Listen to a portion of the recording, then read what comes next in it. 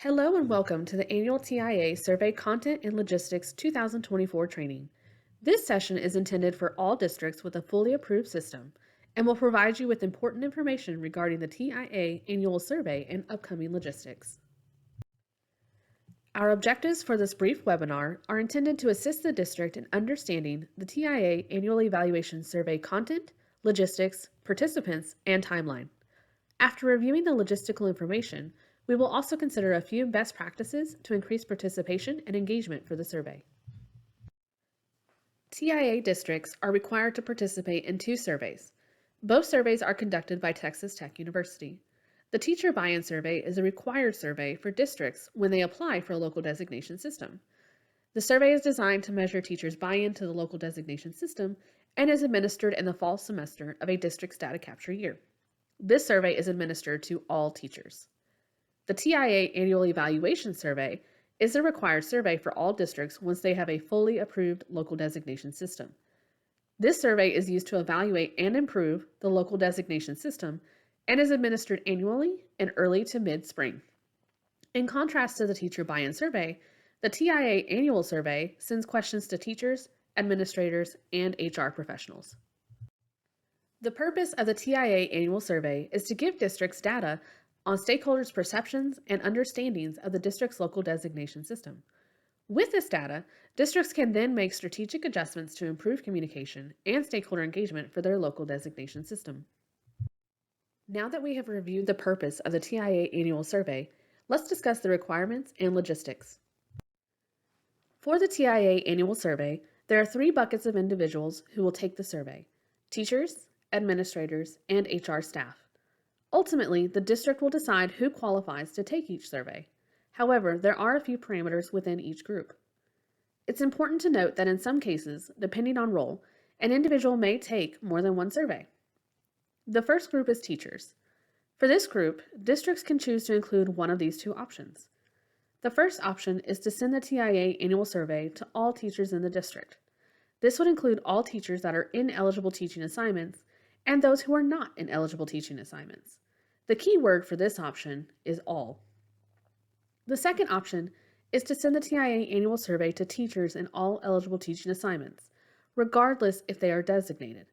For this option, if a teacher is in any eligible teaching assignment according to the district's currently approved local designation system, they must receive the survey. This applies to teachers in eligible teaching assignments even if they started late, moved into the position late, or are not being put forward for designation. This option does not include any teaching assignments that the district is submitting that year for expansion and modification. The second group is administrators. Similar to the teaching component, the district has two options when selecting the individuals who will take the survey. The first option is to send the survey to all administrators in the district. It is up to the district to decide what constitutes an administrator, and consideration should be given to who the district wants data from to increase their understanding of their local designation system. The second option is to send the survey to administrators who are directly involved in the local designation system. These are the administrators who are involved in campus-level student growth and/or campus-level teacher observation. Again, the district decides what constitutes an administrator in this capacity. The third and final group is HR staff. For this group, the survey can be sent to anyone at the district level who is involved in teacher recruitment, teacher retention, teacher evaluation, teacher onboarding, etc. The district has the authority to decide who falls into this category and should receive the survey. In some districts, depending on role, personnel may receive this survey and the survey for administrators to gather data on both vantage points. That is a district decision as well. The TIA annual survey is designed and administered by Texas Tech University and consists of multiple choice questions. The survey responses are completely anonymous, outside of questions that are asked regarding content area and years in the profession. On average, the survey takes respondents roughly 5 to 10 minutes to complete. The TIA annual survey was designed to provide formative data about the district's local designation system. All questions are designed to ask respondents only about the current local designation system. The results should be utilized by the district to inform changes to the local designation system based on feedback from stakeholders. Furthermore, the TIA team utilizes the annual TIA survey to determine overall district participation rate, how well district stakeholders understand how the TIA plan affects teachers, and how well district stakeholders understand the process for utilizing TIA funds. TEA will not use survey results to evaluate districts, and finally, this survey will not carry any consequences for districts. For districts taking the TIA annual survey, you can expect blocks of questions that relate to how well the district communicates the local designation system, how well teachers, administrators, and HR professionals understand the current local designation system, whether or not there is a perceived positive effect from having a local designation system, whether the district's local designation system provides support, is fair and accurate, and finally, what future plans the individuals taking the survey may have. Now let's review the 2024 TIA Annual Survey timeline. The first important date is Friday, April 12th. This is the deadline for districts to upload the completed Excel template of names and emails through the Qualtrics link. An email with directions and the appropriate links will be sent out shortly to all district leaders. Please note that districts are required to include one or more IT personnel's information to assist with survey completion. After submission of the Excel template, TTU will send confirmation emails to district leaders by Friday, April 19th. The survey will open and be sent to all participants on Wednesday, May 1st, and will remain open until Friday, May 24th. Districts can expect to receive updates on the completion status of their surveys. After the survey has concluded, TTU and TIA will work closely together to gather the data and make it available to districts in an easy-to-read format by late June of this year.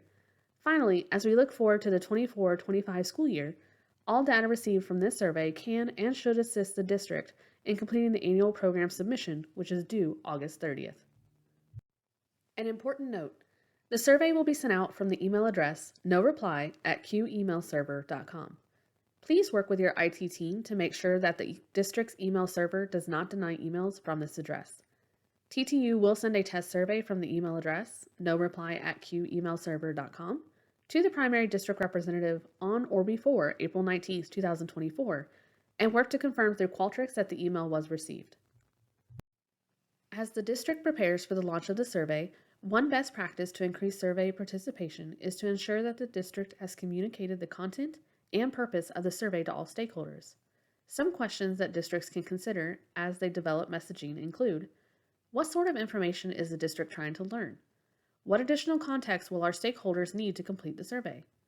What is the district going to do with the data, and how will we communicate that to our stakeholders before and after survey completion?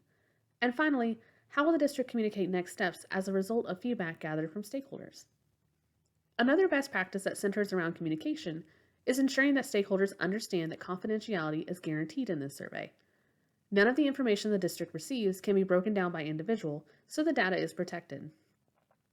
A few best practices that deal with the administration of the survey include designating a specific time and place to take the survey if possible. If the district has a set PD time, for example, during weekly campus meetings or monthly PD, take some protected time to allow individuals to complete the survey. Sending reminders has also been extremely helpful for districts in the past and is highly encouraged to increase engagement. Now we move on to next steps for the district. First and foremost, spend time completing the Excel template for submission to TTU. Please ensure that the district includes IT contact information on the submission. Once the template is complete, submit the Excel template to Qualtrics via the link provided in the Excel document. Finally, begin communicating to district staff the survey format, expectations, and next steps, and follow up to ensure the survey is completed. Thank you for engaging with the TIA team around the TIA Annual Evaluation Survey. If you have any questions regarding this training, please reach out to the TIA inbox at tia@tea.texas.gov.